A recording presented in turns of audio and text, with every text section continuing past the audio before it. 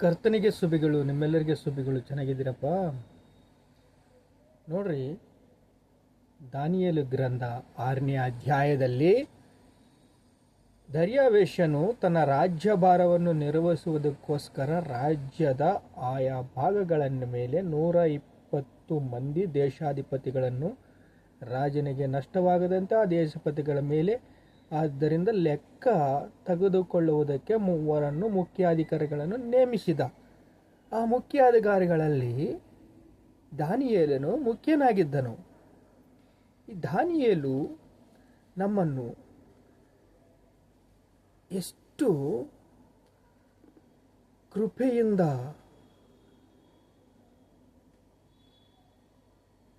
ಬಹುವಾಗಿ ಅಭಿವೃದ್ಧಿಯಾಗಿದ್ದಾನೆ, ಆತ್ಮೀಯವಾಗಿ ಅಭಿವೃದ್ಧಿ ಆಗಿದ್ದಾನೆ. ಕೋರೇಶನ ರಾಜ್ಯದಲ್ಲಿ, ದರ್ಯಾವೇಶನ ರಾಜ್ಯದಲ್ಲಿ, ನೆಬೂಕದ್ರೆಜನ ರಾಜ್ಯದಲ್ಲಿ. ನೆಬೂಕದ್ರೆಜನ ಮಗ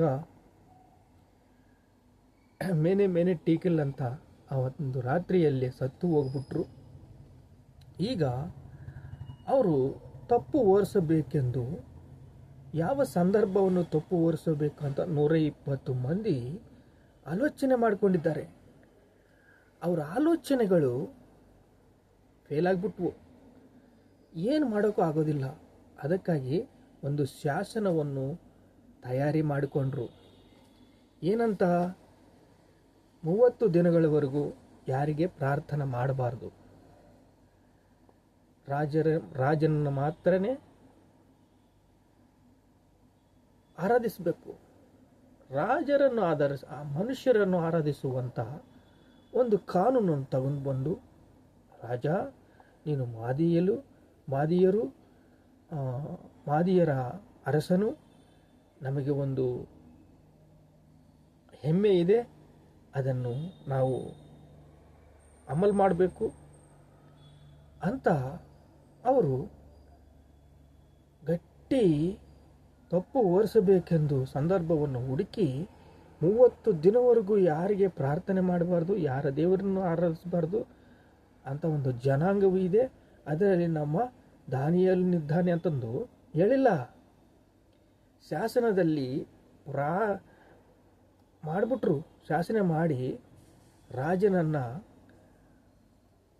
ತಗೊಂಬಿಟ್ರು, ಸೈನ್ ತಗೊಂಬಿಟ್ರು, ಅದನ್ನು ಅಮಲು ಮಾಡಿಬಿಟ್ರು. ಆಮೇಲೆ ದಾನಿಯೇಲ ಹತ್ರ ಬಂದರು. ದಾನಿಯೇಲ ಹತ್ರ ಬಂದು ತಪ್ಪು ಹೊರಿಸಬೇಕೆಂದು ಮುಖ್ಯಾಧಿಕಾರಿಗಳು ಬಂದು ದಾನಿಯೇಲ ಪ್ರಾರ್ಥನೆ ಮಾಡೋದನ್ನು ನೋಡಿ ರಾಜನಿಗೆ ಹೇಳಿ ಮೋಸ ಮಾಡಿ, ಇಂಥ ಮೋಸ ಈಗ ಎಷ್ಟು ಜನ ಮಾಡ್ತಾ ಇದ್ದಾರೆ. ಬಿಲ್ಲನ್ನು ಮಾಡ್ತಾ ಇದ್ದಾರೆ. ರಾಜಸ್ಥಾನದಲ್ಲಿ ಬಿಲ್ ಮಾಡಿದ್ದಾರೆ. ಎಷ್ಟು ರಾಷ್ಟ್ರಗಳನ್ನು ಅವರು ತಪ್ಪು ಬಿಲ್ಲನ್ನು ಹೊರಿಸಿ ಕ್ರೈಸ್ತರಿಗೆ ಮೋಸ ಮಾಡಬೇಕಂತ ಮಾಡಿದ್ದಾರೆ. ಈಗ ದಾನಿಯೇಲನೇನು ಮಾಡ್ತಾನೆ? ಪ್ರಾರ್ಥನೆ ಮಾಡ್ತಾ ಇದ್ದಾನೆ. ನಾವು ಮಾಡುವ ಪ್ರಾರ್ಥನೆ ದೇವರು ಕೇಳುತ್ತಾನೆ. ದೇವರು ಕೇಳೋ ಪ್ರಾರ್ಥನೆ ಅಮಲಾಗುತ್ತೆ. ದಾನಿಯೇಲನ ಸಿಂಹಬೋನಿನಲ್ಲಿ ಹಾಕಿಬಿಟ್ರು. ಸಿಂಹಬೋನಿನಿಂದ ದಾನಿಯೇಲನು, ರಾಜ ಏನೂ ಮಾಡಲಿಲ್ಲ. ಅವರಿಗೆ ಸರ್ವ ಸೃಷ್ಟಿಕರ್ತನಾದ ದೇವರು ನಮ್ಮ ಪ್ರಾರ್ಥನೆಯನ್ನು ಕೇಳಿದಾಗ ಒಂದು ದೂತೆಯನ್ನು ಇಟ್ಟು ಅಲ್ಲಿ ನಮಗೆ ಏನಾಯಿತು? ಸಂತೋಷವಾಯಿತು, ಬಲವುಂಟಾಯಿತು, ಕೃಪೆ ಕೊಟ್ಟ.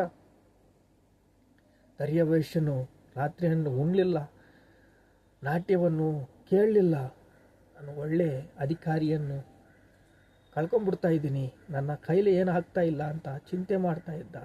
ಊಟ ಮಾಡಲಿಲ್ಲ, ಒಂದೇ ಬೇಜಾರು.